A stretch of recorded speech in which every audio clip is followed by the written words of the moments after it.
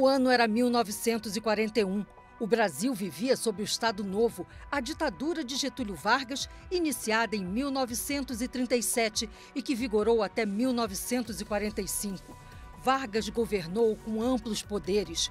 O Congresso estava fechado, os partidos políticos extintos e a imprensa censurada. No dia 14 de abril, promulgou-se o Decreto-Lei número 3.199, que instituiu o Conselho Nacional de Desporto e a noite mais escura do esporte feminino no Brasil. Eu vi a polícia vir para me pegar, para me levar na delegacia. Nunca fiquei dentro de uma cela, mas tinha o banco, eu chamo até hoje, que era o banco do castigo, né? Falei, meu Deus, por que eu não posso? Ninguém me explica por que eu não posso jogar futebol, né? Eu não tinha um entendimento que existia uma lei que proibia. Eu vivi muito tempo sem saber disso, porque o lugar que eu morava e os lugares que eu jogava, ninguém sabia me explicar o porquê, né? Então era muito triste. Eu acredito que a sociedade foi muito cruel com as mulheres da minha época, né? E a gente precisa hoje retomar, né, a questão de ver o futebol feminino de uma forma diferente, né? Porque nós somos um país que por 40 anos nós vivemos numa proibição, né? Tinha as dificuldades do tamanho dos uniformes, eram as mais comuns para mim. Eu começo na Portuguesa de Desportos e eu não tive que enfrentar essas dificuldades da maioria das atletas de campo, de jogar apenas 3 meses quando durava uma competição e depois não ter mais aonde ir. Então, os uniformes eram muito largos, né? Era masculino mesmo. Até mesmo para os próprios homens naquela época, eles eram bem, bem largos. Os shorts eram enormes. E as atletas, né? Tinham atletas que eram pequenas e magras. Então, às vezes, tinha que dar várias voltas no calção, puxar as mangas das camisas. Fora, às vezes, vinha o meião rasgado ou alguma coisa do tipo. Quando eu cheguei, era muito no começo, né? Então, o fato de eu ser um corpo feminino naquele ambiente causava estranhamento. Agora menos, ainda causa, mas menos, há mais mulheres, né? Então, eles não sabiam muito bem como lidar. A gente tem várias restrições em torno de quem poderia praticar esportes no mundo inteiro, né? Desde os seus inícios, quando a gente estuda as histórias dos Jogos Olímpicos, principalmente, a gente já percebe que a presença das mulheres, de alguma forma, foi negligenciada, né? Desde os seus inícios, né? Lembrando que as primeiras modalidades femininas foram golfe, tênis e só. Então, a gente tem essas negociações que vão envolver, né, a entrada das mulheres ao longo de mais de 100 anos desses jogos. Em 1941, lidamos com um decreto que trazia um ambiente centralizador como um todo para o esporte, né, ofensiva à autonomia esportiva, e que trazia um artigo que é sempre lembrado nessas discussões que a gente pensa em gênero e esporte, né? Um artigo que expressamente proibia a prática esportiva com justificativas no corpo da mulher.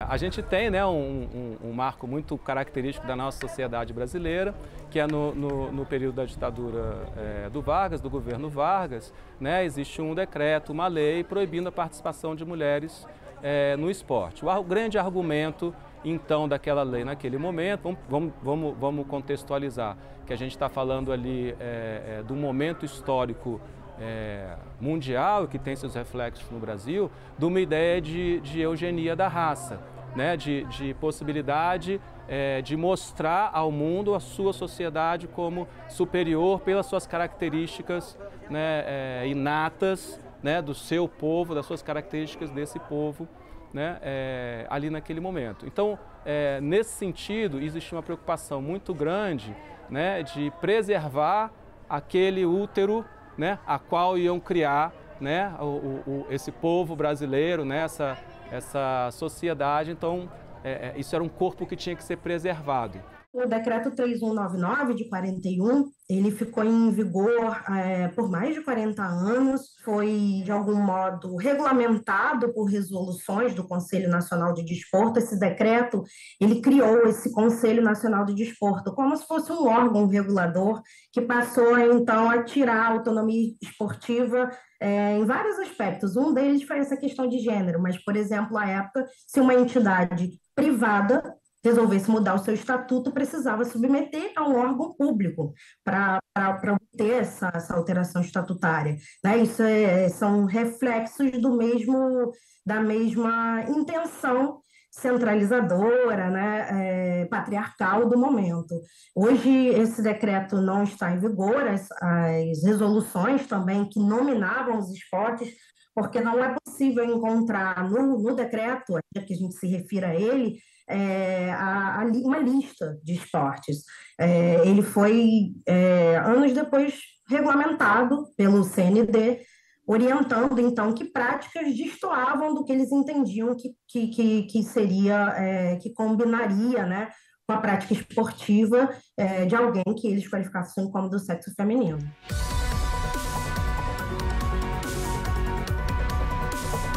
Em 1965, outra ditadura, a militar, detalha quais os esportes que não podem ser praticados por mulheres. Não é permitida a prática de lutas de qualquer natureza, futebol, futebol de salão, futebol de praia, polo aquático, polo, rugby, halterofilismo e beisebol. No momento do regime militar, eles marcarem algumas modalidades e principalmente os esportes que a gente chama hoje dos esportes de invasão, que são os esportes que têm contatos físicos, né? Eu chamo os esportes de invasão e as lutas, né? E a grande argumento, então, né, eram modalidades que poderiam ser prejudiciais para as mulheres. Então, tinha os argumentos, a gente, né, hoje pode rir disso, né, mas os argumentos eram do tipo, imagina uma mulher tomar uma bolada no seio, ela poderia perder a possibilidade de amamentar, imagina ela tomar um soco, né, na barriga, ela podia perder o útero dela, né? E aí a história é, o futebol é muito violento. Na verdade, é mais um preconceito por uma sociedade machista mesmo, né? Eu vi uma mulher como algo mais decorativo, ou delicado. Ou... Difícil a gente pensar no que pensavam na época, né? Mas acho que é mais uma condição psicológica, mais cultural e machista do que acreditar cientificamente ou acreditar mesmo em alguma coisa técnica, né? Acho que é mais isso. Tanto que na primeira Olimpíada da história não tinha mulheres, né? E a partir de quando elas puderam participar, né, acho que, se não me engano, a segunda Olimpíada que teve na história, que foi em Paris, participaram, mas só como demonstração, não ganhavam medalha, não eram competidoras mesmo, né? Então, e eram só esportes sem contato. Então, por isso que não acho que era uma questão física, era uma questão cultural mesmo. Em 41, na verdade, a gente já tem atas, né? Só que elas são pouco conhecidas do público, onde você já tem todas as determinações de categorias esportivas que são proibidas no nosso país. Inclusive, aquelas que não eram proibidas, elas também tinham restrições sobre a forma como as brasileiras poderiam competir, né? Então, acho que é importante pensar que isso vai atingir as lutas, né, de forma mais enfática, nenhuma luta vai ser permitida às brasileiras, assim como o próprio atletismo, né, vão ter suas performances inferiorizadas às masculinas. No entanto, né, em função de uma desobediência civil das brasileiras, em torno de uma popularização desses esportes, as brasileiras vão continuar a jogar. A fama de violenta do rugby atrapalha com certeza. Na verdade, o rugby ele não é violento, né? A gente tem essa impressão porque tem um embate físico, mas, na minha opinião, eu não quero falar mal das outras, né, modalidades, mas violência é quando você tem a intenção de machucar ou apagar o amiguinho, né? Tipo MMA ou alguma coisa nesse sentido que realmente você agride a pessoa, né? O rugby você não pode fazer isso. Na verdade, se você faz isso, você fica 4 anos sem jogar, tá? Fica a dica. Não pode, você tem que se controlar. Na verdade, é um jogo muito controlado nesse sentido das emoções. Você não pode surtar, fazer qualquer coisa, senão você tem uma punição bem grave. Então, se você quer jogar, você tem que ser controlado. Mas é um esporte de contato, mas na verdade é um esporte de evasão. A ideia é você fugir do contato, né? E também tem um lance do rugby que você só pode pegar a pessoa que está com a bola, o que torna o contato também mais seguro. Então, se eu estou com a bola, eu sei que eu posso ser derrubado. Se eu não estou com a bola, ninguém vai me derrubar e tomar entendeu? Às vezes a gente compara, futebol americano é igual ao rugby, tipo, não é. O futebol americano tem muito mais riscos de outras coisas. Tem proteção, não, tem risco de lesão igual, tipo. O rugby feminino no Brasil, que ele vem tomando corpo no Brasil há muito pouco tempo, de 20 anos para cá, né? Ele tem muito mais crescimento e espaço para as meninas até do que em comparação aos homens, enquanto o futebol continua sendo um espaço em que a gente tem que enfrentar sempre, conversar sempre, justificar sempre para que as meninas tenham. Então percebe? Existe uma relação de poder que está marcada na modalidade esportiva e que joga com essa ideia de quem pode e quem não pode, para além e porquê do gênero, né? Esse lapso, né, dentro da prática esportiva no Brasil, em que em 1941 a gente tem a proibição completa, e em 2023 a gente tem a oportunidade de ver, né, ainda com tantos obstáculos, mas a evolução do esporte, aí voltando a falar também especificamente do futebol, já que a gente está no ano da Copa, as discussões não param, né? Elas recomeçam de um ponto diferente, na minha opinião.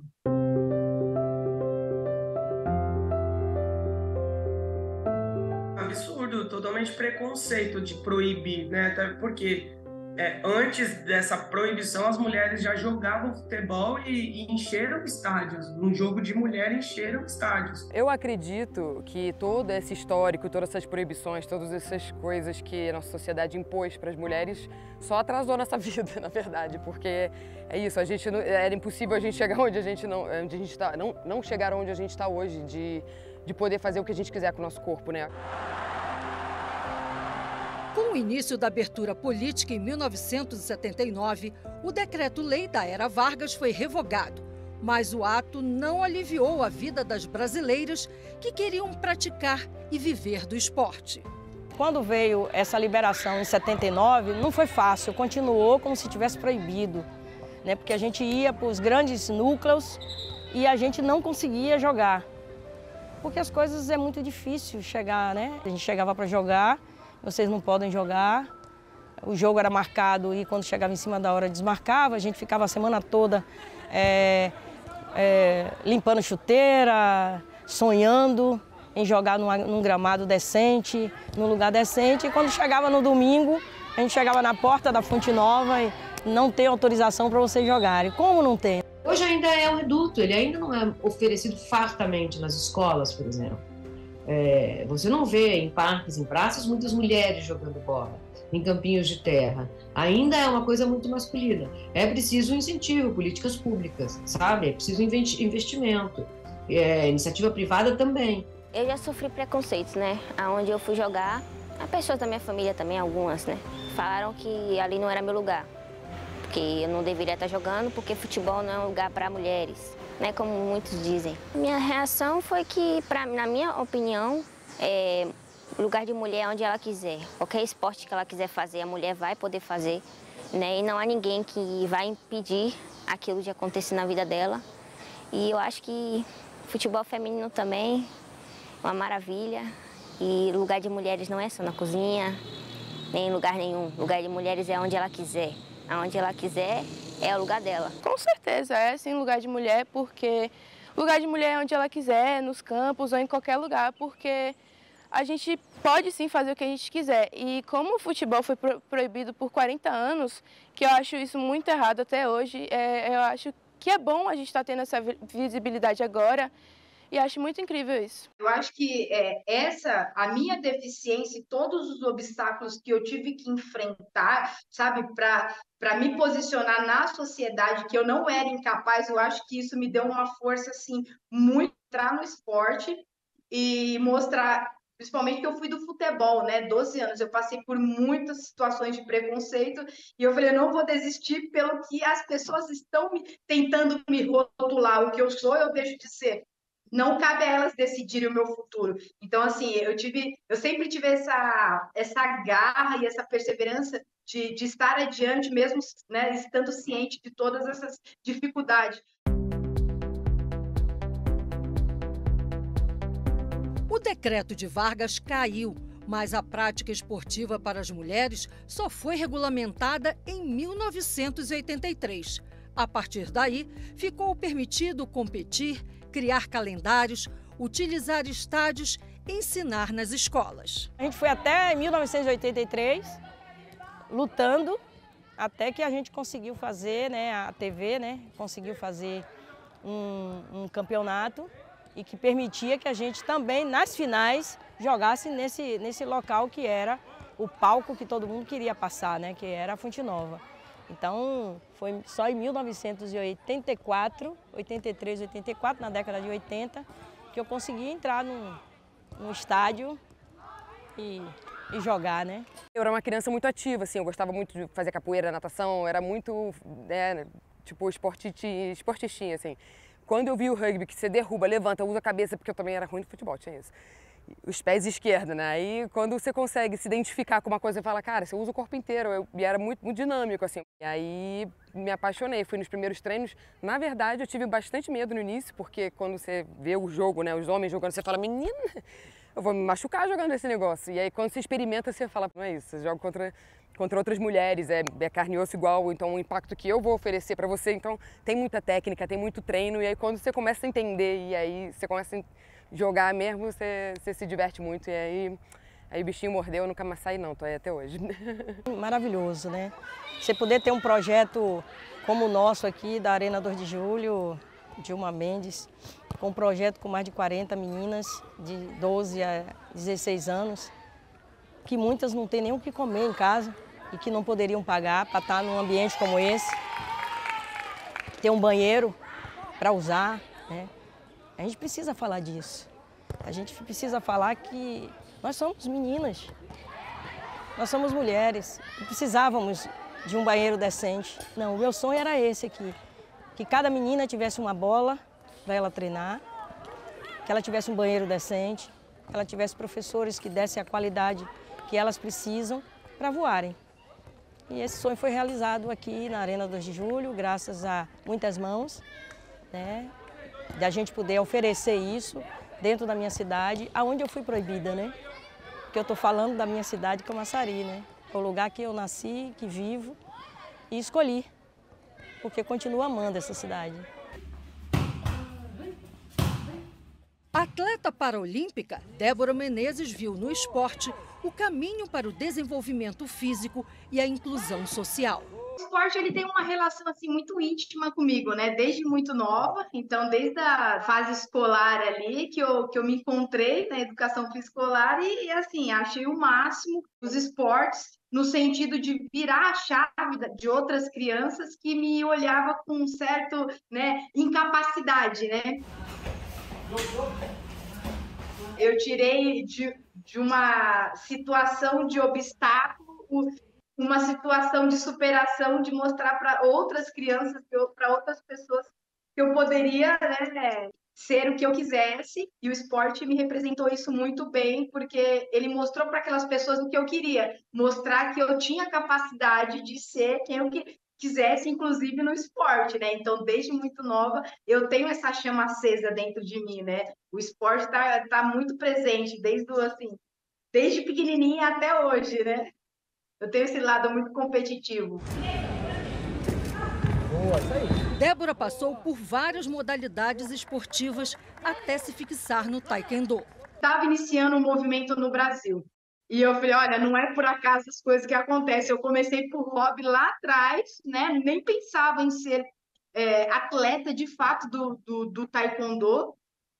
E é algo hoje que eu estou aí há 8 anos, né? Sendo atleta de para taekwondo.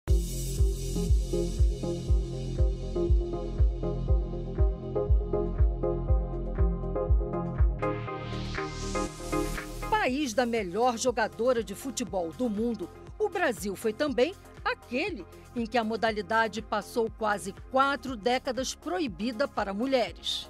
Num Brasil de 1939, 40, que está num auge de popularidade desse futebol masculino e que, no entanto, né, ele vai ter um esporte que também vai contagiar mulheres de outras classes sociais, principalmente de classes populares, mulheres negras, mulheres jovens, mulheres que vão, de alguma forma, concorrer com esse espaço esportivo que, desde os seus inícios, não só no Brasil, mas também em outros países, essa configuração do ambiente esportivo é feita de homens para outros homens, principalmente homens de uma elite. Então, essa negociação que já era vivida nas décadas anteriores pelos homens, também passa a ser, de alguma forma, negociada entre essas mulheres, nesse caso, né, do futebol feminino, que são oriundas de uma periferia carioca, né, dos subúrbios, dos bairros da Zona Norte, da Zona Oeste do Rio de Janeiro.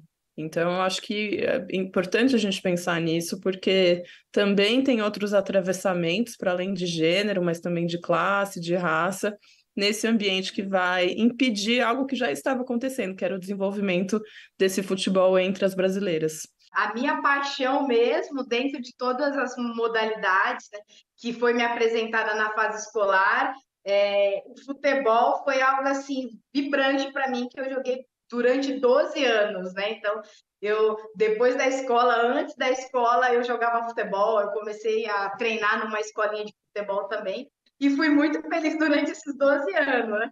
O que me chamou a atenção nesse esporte foi o fato de eu ter 5 irmãos homens que jogavam futebol. Eu não tinha meninas que jogavam junto a mim, né, na época onde eu morava. Então, só tinha os meninos. Então, eu costumo sempre dizer que foi o único baba ou jogo que eu gostei de perder, porque eu não consegui convencer meus 5 irmãos a brincar de boneca comigo e eles me convenceram a jogar futebol. A perspectiva é que a gente só cresça mais, porque o futebol feminino está crescendo cada vez mais. A Copa, o público que deu lá também, até por ser em outro país também, né? Então eu acho que está sendo muito importante e está crescendo cada vez mais. Dos tempos das proibições aos dias atuais, as mulheres brasileiras conquistaram os campos de futebol, de rugby, quadras de vôlei, basquete, tatames. Neste ano, a Lei Geral do Esporte, sancionada em junho, estabeleceu que é direito da mulher em qualquer idade ter oportunidades iguais de participar em todos os níveis e em todas as funções de direção, de supervisão e de decisão na educação física, na atividade física e no esporte, para fins recreativos, para a promoção da saúde ou para o alto rendimento esportivo. A ideia da Lei Geral do Esporte como um todo, assim como o decreto lá atrás refletia esse período estatizante, centralizador, a Lei Geral do Esporte veio com a intenção de sistematizar tantas regras esportivas espalhadas em legislações diferentes em um veículo só, né? Questões relacionadas à gestante, à atleta gestante, à gestação, ao puerpério, o Bolsa Atleta agora contempla atletas de forma expressa, em que exceções são abertas às regras gerais de cumprimento dos requisitos para a prestação de contas do Bolsa Atletas, apenas para citar um exemplo, contempla de forma diferente as atletas, pensando que é um momento especial, de fato, na vida, né, da atleta. Todo mundo aqui dentro da área. Isso. Aqui, beleza? Vamos aqui? Aqui. O futebol é minha vida, né? E se não fosse o amor pelo futebol, talvez eu não estivesse aqui hoje, né? Porque foi feito tudo para que eu desistisse.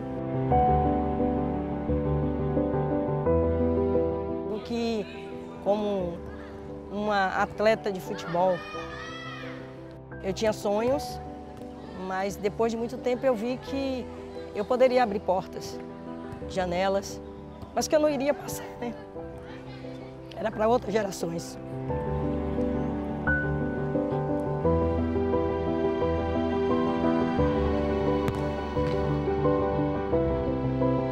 Pessoas que querem jogar futebol, mulheres, não desistam dos seus sonhos, porque lugar de mulher sim em campos, e não desistam, só isso.